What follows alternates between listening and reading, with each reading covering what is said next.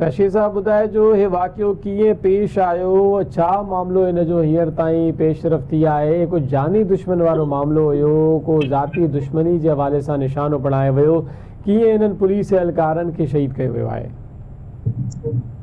हाँ बिल्कुल इहो गारो लॻे बाबला रोड आहे जेको हिते गुज़िरियल ॾींहुं हथियारबंदनि जे हथां जेके ड्यूटी ते मौजूदु ॿ पुलिस हेलीकॉप्टर डंडो अलायर वासी आहिनि जेके शहीद थी विया ऐं उनमें अली अकबर मरी ऐं अब्दुल मजीद मरी शामिल आहिनि जेके डंडो अलायर मां सज़ा तौर छटे में बदिली थी आया हुआ।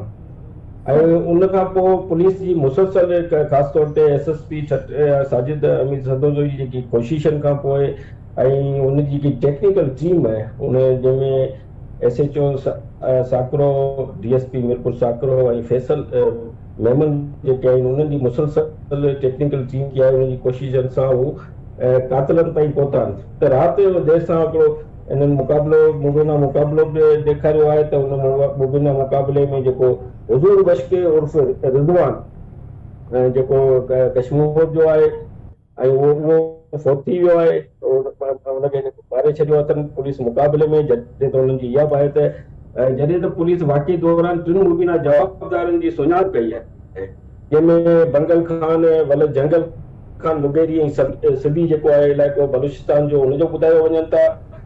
जॾहिं त रिज़वान वलद अमीर बख्श अबड़ो जेको आहे उहो कश्मीर जो ॿुधायो वञे पियो। जफ़ातुल्लाह वलद नूर हसन बुनेदी जेकब आबाद जेको रहवासी ॿुधायो वञे पियो।